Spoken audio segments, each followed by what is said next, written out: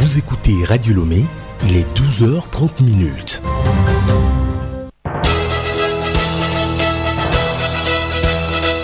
Le journal Juliette Camdet. Bienvenue si vous nous rejoignez à l'heure du journal. La CEDEAO pourrait rouvrir ses frontières terrestres à compter du 1er janvier 2022. Une réunion virtuelle entre ministres sectoriels de l'espace y a planché lundi. L'enseignement supérieur se digitalise davantage. Le projet Université sans les murs a été lancé hier. Une possibilité d'accès aux cours partout. Forum de Dakar sur la sécurité en Afrique, au cœur des préoccupations, l'extension de la menace djihadiste du Sahel aux pays côtiers. Dans le même temps, au Tchad, il se pose la question de la réinsertion d'anciens combattants Boko Haram. Et puis sport, basketball, les coachs togolais de l'Association mondiale des entraîneurs de la discipline sont en formation pour la certification niveau 1.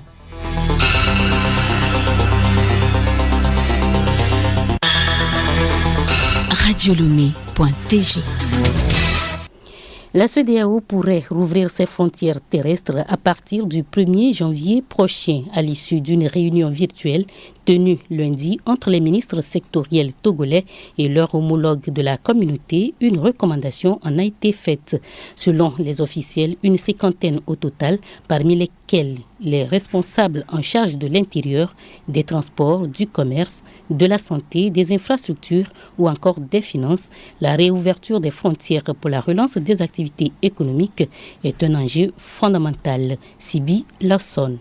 La commission de l'organisation communautaire a relevé que les restrictions de déplacement ont eu des incidences sur les principaux secteurs économiques et perturbé les chaînes d'approvisionnement et l'accès au marché des PME surtout. L'impact sur le PIB des pays de l'espace s'en ressent d'ailleurs avec 50 milliards de dollars de pertes entre 2020 et 2021 selon les données de l'organisation sous-régionale. Des options techniques, mesures d'accompagnement ou encore procédures ont donc été discutées et adoptées et seront présentées au Conseil des ministres puis transmises au chef d'État pour une décision définitive.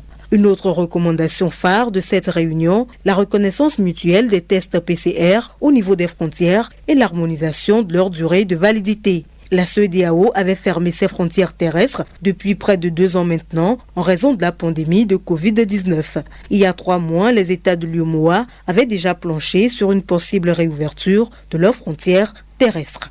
L'Association togolaise des consommateurs ATC, en collaboration avec les services de la métrologie, l'assainissement, l'hygiène et le contrôle des prix du ministère des Commerces, a effectué hier une tournée de contrôle de qualité sur le terrain. Cette sortie vise à s'assurer de la bonne qualité des produits au moment où les fêtes de fin d'année s'annoncent. Bénédicte Kanda. Que ce soit au marché d'Agoué à Siyeye, dans des supermarchés de la place ou à l'abattoir de la zone portuaire, l'ATC et toute son équipe ont procédé à la vérification des conditions de conservation, d'hygiène et la qualité des différents produits mis sur le marché. Satisfecit total à l'abattoir du port où les nouvelles techniques de fumage des peaux de bœuf appelées Akpama sont respectées. Écoutons le responsable de traitement des peaux, Mohamed Azika. Avant ici, nous utilisons l'huile et les pneus. Avant, c'est avec le charbon que nous brûlons maintenant.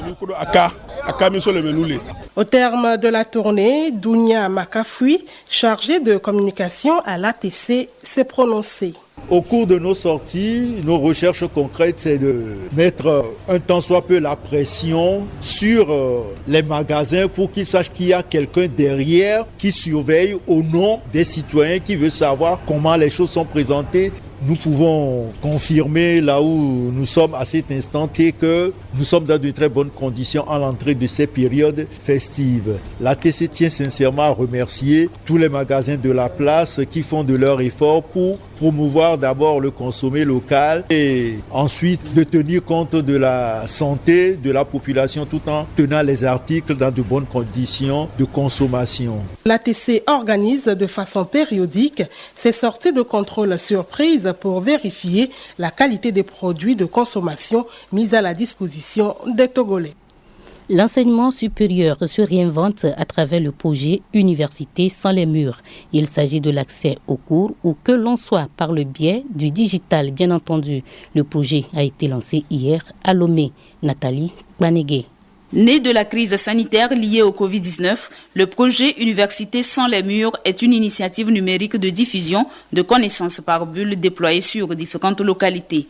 Majesté Iouateba, ministre de l'Enseignement supérieur et de la Recherche. Cette notion de bulle va faire que quand l'étudiant est au niveau d'une bulle qui diffuse l'information, il pourra aisément capter l'information, capter la connaissance en tout se mettant juste sur la fréquence. Et pour ça, il ne paye pas. De la même façon, lorsque par exemple autour d'une université, il y a par exemple des ménages qui font des choses socio-éducatives, elles aussi, du fait de la proximité de cette technologie, elles bénéficieront. Les écoles primaires ne seront pas laissées pour compte. Ça veut dire qu'aux abords d'une université, quand il y a une école primaire, une école de formation quelconque, elle aussi, elle profitera de cette technologie qui est désormais disponible et où il faut juste aller cliquer, aller taper peut-être le code, qui peut être le numéro matricule, et ensuite ça vous offre accès à une plateforme internationale. C'est pour cela qu'on l'appelle Université sans les murs. Ce programme numérique, qui sera d'une grande utilité pour les étudiants, a été appuyé par l'ambassade de France. Dr Agbenenou Victor, initiateur du projet, présente d'autres aspects de la plateforme. Notre mission dans ce projet consiste à l'analyse et à l'accompagnement pour la connectivité dans les établissements d'enseignement supérieur. Et cette connectivité consiste à ce que, quand nous prenons une université, on sait la doter d'une plateforme numérique, cloud, et on sait faire la couverture sans fil sur tout le territoire de l'université, tout son campus, toutes les salles de cours, les amphis, etc. Et on peut même envoyer le signal tout autour et couvrir enseignants et étudiants qui voudraient être à la maison et suivre le cours à distance. Le projet a été rendu possible grâce à la stratégie pour la transformation digitale du Togo, mis en place par le ministère en charge de l'économie numérique.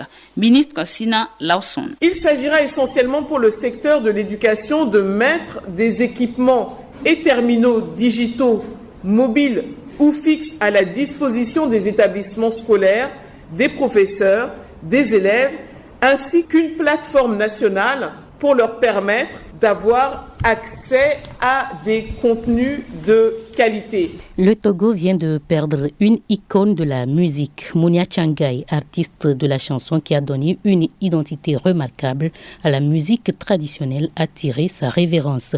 Originaire du canton de Tiaré, dans la préfecture de la Kosa, et native de Kodjoviakopé à Lomé, elle débute sa carrière musicale très jeune. Plus de détails avec Geneviève Bognon.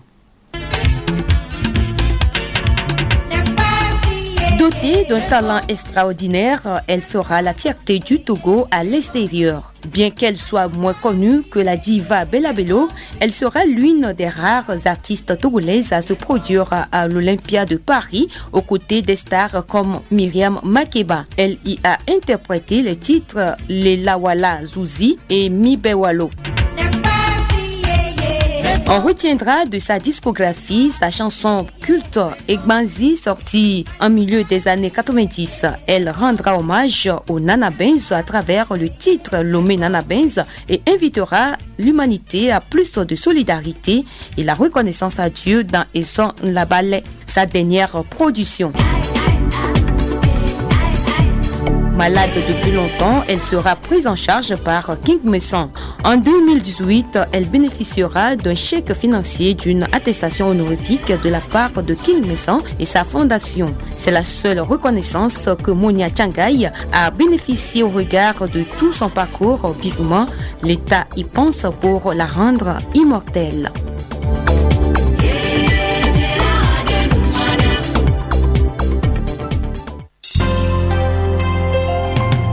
Le journal Juliette Camdet. Madagascar, deuxième jour d'audience hier pour le procès de l'affaire Apollo 21, nom donné à cette tentative supposée de coup d'État et d'assassinat du président de la République. La journée a été exclusivement consacrée à l'audition du franco-malgache Paul Rafanoharana, l'un des cerveaux présumés de l'affaire. À la barre, le quinquagénaire saint-cyrien dont le nom avait été évoqué au début de l'année pour remplacer l'actuel Premier ministre s'est plié à 6 heures de questions provenant des avocats généraux, de la juge, de ses propres avocats ainsi que de ses 19 autres accusés. L'homme, très introduit dans les milieux politiques comme économiques, ne nie pas avoir imaginé un moyen d'assainir l'entourage du président. Il refute cependant toute accusation d'assassinat. La directrice du FMI est en visite en République démocratique du Congo. Kristalina Georgieva est arrivée à Kinshasa hier pour son premier voyage sur le continent africain depuis le début de la pandémie de Covid-19. Elle sera reçue ce mercredi par le président congolais Félix Tshisekedi. Au menu des échanges, la mise en œuvre du nouveau programme conclu entre le FMI et la République démocratique du Congo. Le chemin a été long. Après plusieurs mois de tractations, l'accord a finalement été conclu en juillet dernier. Il s'agit d'un programme triennal qui soulagera la balance de paiement de la RDC avec à terme un décaissement d'environ 1,5 milliard de dollars.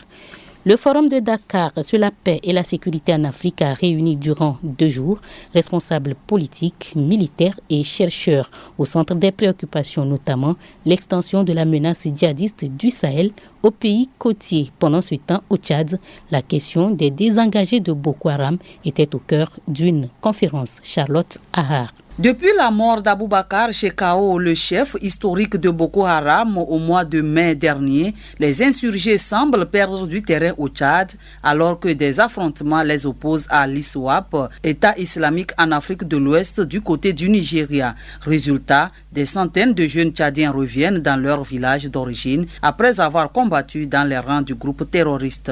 4 mois sans attaque de Boko Haram dans la province du lac Tchad, c'est bien la preuve que les insurgés perdent du terrain. En théorie, les autorités auditionnent ces anciens combattants pour déterminer ceux qui ont commis des crimes et qui doivent être poursuivis en justice et ceux enrôlés de force qui peuvent rentrer chez eux. Reste la question de la réinsertion. Pour Ibrahim Mosso Youssouf, vice-président du Centre pour la prévention de l'extrémisme CE2PE, il faut que les États se réveillent pour pouvoir prendre en charge la population et leur créer de l'emploi. Selon lui, c'est parce que quelque part, les gens n'ont pas de travail. Ils sont un peu délaissés et si l'on n'arrive pas à les insérer, il y a ce risque qu'ils peuvent repartir. Si le Tchad n'a pas connu d'attaque depuis 4 mois, ce n'est nullement pas le cas ailleurs sur le continent. Le Bénin et le Togo ont récemment été touchés par les attaques dans le nord de leur territoire, tout comme la Côte d'Ivoire un peu plus tôt cette année. À Dakar, il a été relevé que depuis 18 mois,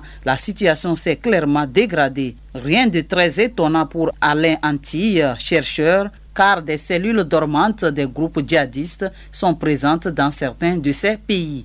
L'extension n'arrive pas par hasard. Les djihadistes vont profiter de tensions préalables entre communautés ou entre certaines communautés et les États centraux pour venir rendre des services et se faire accepter localement. Préalablement à l'arrivée de la violence, il y a tout un travail, je dirais presque anthropologique, pour trouver des alliés et des points d'appui, a-t-il souligné. Les États ne doivent pas attendre que la violence s'installe pour agir, estime le chercheur, mais répondre rapidement aux frustrations locales qui peuvent résulter par exemple de différents fonciers. Pour mieux se coordonner, la Côte d'Ivoire, le Bénin, le Togo, le Ghana et 3 pays sahéliens ont relancé en avril dernier l'initiative d'Accra, un forum sécuritaire créé en 2017. Selon un diplomate, l'idée serait désormais d'aller plus loin en intensifiant la coopération judiciaire entre ces États. Charlotte Ahar, l'Allemagne tourne ce mercredi une page d'histoire. Olaf Scholz succède officiellement à Angela Merkel. Pour la 3e fois dans l'histoire de ce pays, depuis la fin de la guerre, un social-démocrate devient chancelier à la tête d'une coalition associant le SPD, les écologistes et les libéraux. une première fois cette fois. Le contrat signé entre les trois parties, SPD, FDP et les Verts, doit permettre de transformer en profondeur un pays qui attend avec impatience la mise en place d'un programme très ambitieux sur le plan social ou encore environnemental. Écoutez Radio Lomé sur le web sur le www.radiolomé.tg. Importance de la vaccination, le magazine Santé Plus attire ce mercredi l'attention des adultes sur la nécessité de poursuivre avec la vaccination contre les maladies inscrites au programme pour les personnes adultes. Alice Berthe Barandao. La vaccination aide l'organisme à fabriquer des anticorps contre les virus ou bactéries, agents vecteurs des maladies. Or, les infections peuvent entraîner des réactions plus graves chez une personne adulte que chez un jeune enfant dont l'organisme est susceptible de vite créer des anticorps de défense.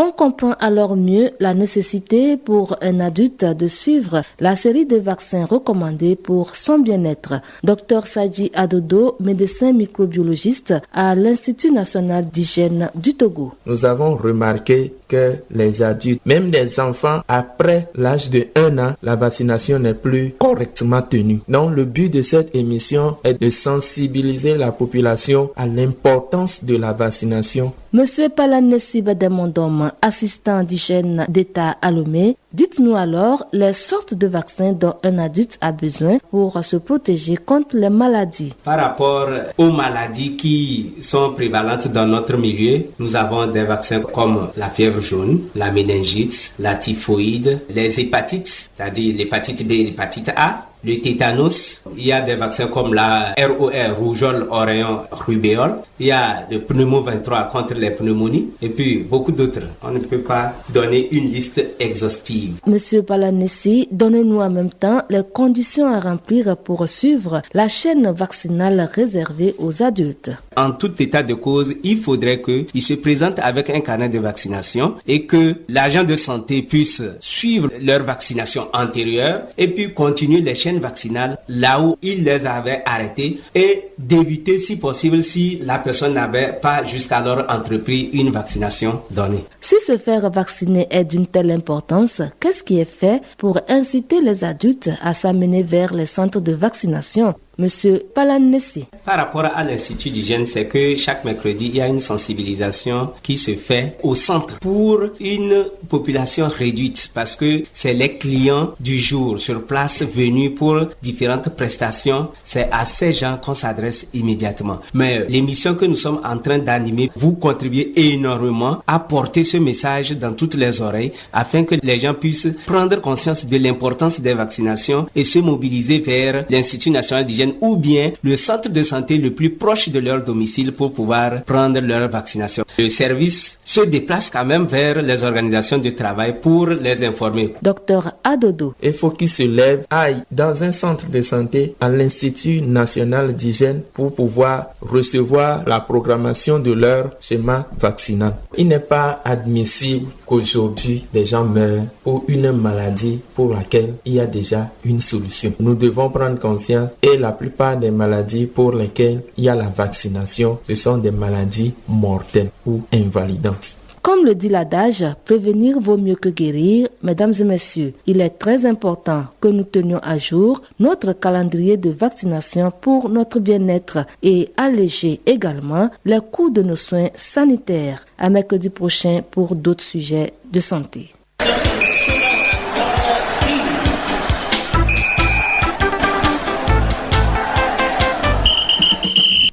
Sport, football, CAN Cameroun 2021. Les 24 équipes qualifiées sont autorisées à présenter une liste de 30 joueurs. Une décision de la CAF face à l'apparition du nouveau variant Omicron. Sur le plan national, le basket retient l'attention avec la formation des entraîneurs WABC pour la certification niveau 1. Le sport, c'est avec Sibi Lawson. Démarré lundi, cette formation de 6 jours qui concerne les entraîneurs de niveau 1 de la World Association Basketball Coaching WABC est dirigée par Brigitte Tonon, experte de l'instance mondiale FIBA. Au cours de ce stage, ces entraîneurs vont être outillés pour travailler avec les jeunes de moins de 15 ans afin de pouvoir bâtir une équipe compétitive. Pour la Fédération nationale de basketball du Togo, qui a sollicité cette rencontre, il s'agit de mieux préparer l'avenir à partir du bas. La formation prendra fin ce samedi avec l'évaluation des stagiaires. Football pour poursuivre, un nouveau challenge pour le défenseur togolais Urosama Hakim. L'ex-sociétaire de l'AS Togoport va évoluer désormais à Bastia Borgo, club de 3e division française, jusqu'à la fin de la saison. Il a été prêté par Lille. Arrivé au LOSC en 2018, Urosama Hakim n'a pas su s'imposer dans l'équipe réserve. Sur le continent, CAN Cameroun 2021, la CAF autorise 30 joueurs par équipe. Les 24 sélections qualifiées pour cette grande messe africaine pourront donc composer avec 30 joueurs au lieu de 23 comme auparavant. Ce changement est motivé par la lourde menace du Covid-19, surtout avec l'apparition du nouveau variant Omicron. Avec cette disposition, la fêtière africaine veut s'assurer qu'une équipe qui compterait plusieurs cas positifs ne soit pas obligée de reporter son match. Les différentes sélections ont jusqu'au 31 décembre pour envoyer leur liste. Par ailleurs, le trophée de la compétition est au Cameroun. Il a été accueilli mardi par le ministre des Sports et président local d'organisation de la CAN 2021, Narcisse Mouel Koumbi. Avant le Cameroun, le trophée a fait le tour des 23 autres nations qualifiées. On rappelle, la CAN Cameroun 2021 démarre le 9 janvier 2022.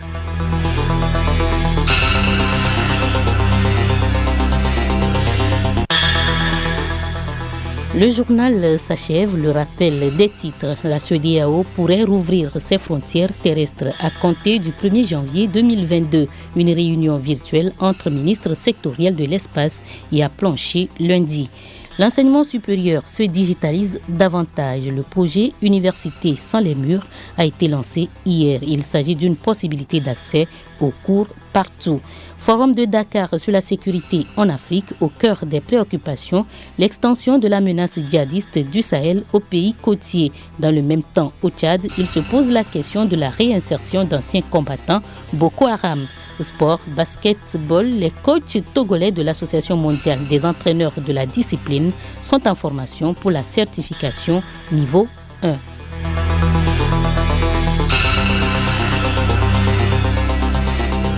Radio Lomé. Radio Lomé, boîte postale 434, email radiolomé@radiolomé.tg. radiolomé.tg